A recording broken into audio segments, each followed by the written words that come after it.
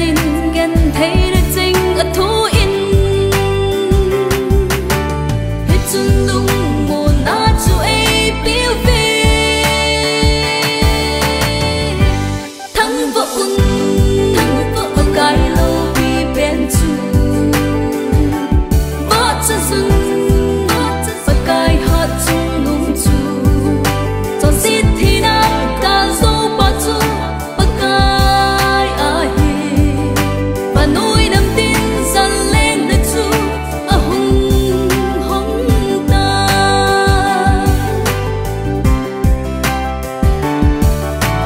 mịp rồi sẽ tiên vào à thư bố thầy na hê lâu vinh khen khá tê vang chung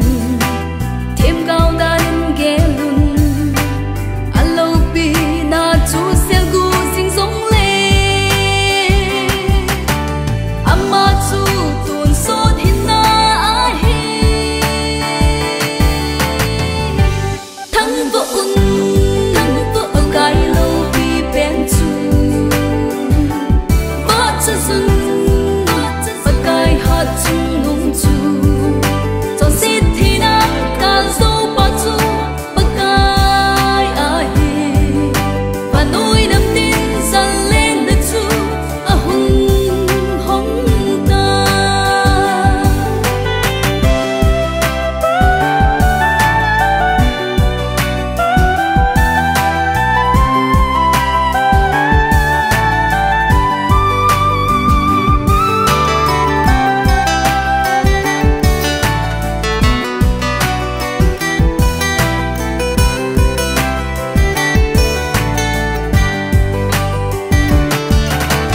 Ê xít mi hiểm tê